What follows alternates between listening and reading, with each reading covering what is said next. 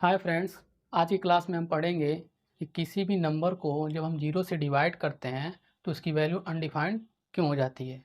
चलिए शुरू करते हैं। सबसे पहले हम डिवीज़न का मीनिंग समझ लेते हैं। डिवीज़न का मतलब होता है रिपीटेड सब्ट्रैक्शन, यानी कि सब्ट्रैक्शन का क्या होगा, रिपीटिशन होगा। और ये रिपीटिशन एक बार भी हो सकता है या एक से ज़्यादा बार भी। चलो इसे एग्जांपल समझते हैं। मान लो हमारे पास एक नंबर है 6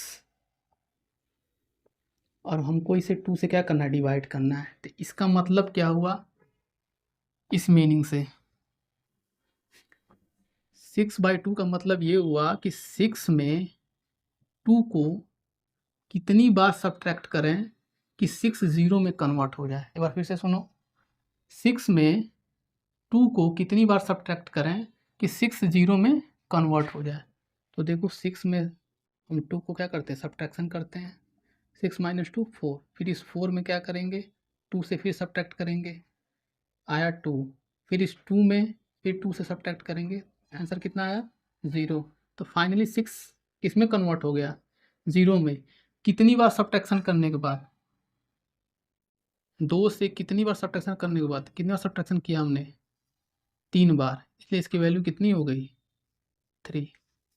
लेट्स टेक अनदर एग्जांपल। मान लो हमारे पास 8 है और हमें इसे 2 से डिवाइड करना है।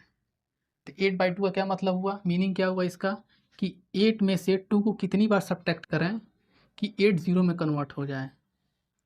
तो 8 - 2 4, सॉरी 6, 6 - 2 4, 4 - 2 2 और 2 - 2 0। तो फाइनली 8 क्या हुआ, 0 में कन्वर्ट हुआ। कितनी बार सब्ट्रैक्शन करने पर, एक बार किया हमने 2 से, 2 बार, 3 बार, 4 बार, 4 बार किया 2 से सब्ट्रैक्शन, 4 आ गया। मान लो हमारे पास है 12/3, यानी कि 12 में 3 से 12 में से 3 को कितनी बार सब्ट्रैक्ट करें कि 12 जीरो में कन्वर्ट हो जाए। तो 12 - 3 9, 9 - 3 6, 6 - 3 3 और 3 - 3 0। फाइनली 12 क्या हुआ, जीरो में कन्वर्ट हो गया। कितनी बार, 3 से सब्ट्रैक्शन करने के बाद। तो एक बार हमने किया, फिर 2 बार, फिर 3 बार, फिर 4 बार। तो इसका आंसर कितना आएगा, 4। अब चलो अपने मेन क्वेश्चंस पे आते हैं।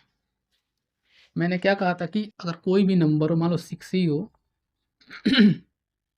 उसको हम 0 से क्या करें, डिवाइड करें, तो ये अनडिफाइंड होता है। अनडिफाइंड क्यों होता है, चलो समझते हैं। 6/0 का क्या मतलब हुआ, 6/0 का मतलब ये हुआ कि 6 में से 0 को कितनी बार सब्ट्रैक्ट करें कि 6 जीरो में कन्वर्ट हो जाए, यानी 6 को 0 में कन्वर्ट होना है।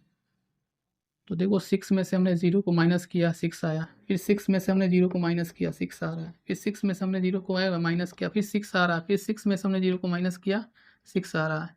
इस तरह प्रोसेस चलता ही रहेगा और 6 कभी भी 0 में कन्वर्ट नहीं होगा। चाहे तुम 6 में से 0 को 10 बार माइनस करो, 20 बार करो, 50 बार करो, 100 बार करो, 1000 बार करो, करोड़ों बार करो, अरब बार करो, कितने बार करो,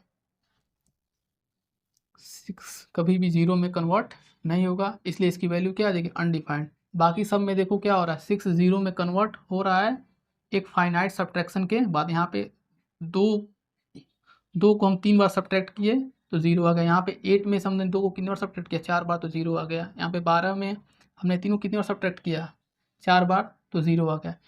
इस वाले क्वेश्चन में तुम 6 में से 0 कितनी बार भी सब्ट्रैक्ट कर लो, 6 क्या होगा, कभी भी 0 में कन्वर्ट नहीं होगा। इसलिए इसकी वैल्यू क्या होती है, अनडिफाइंड होती है।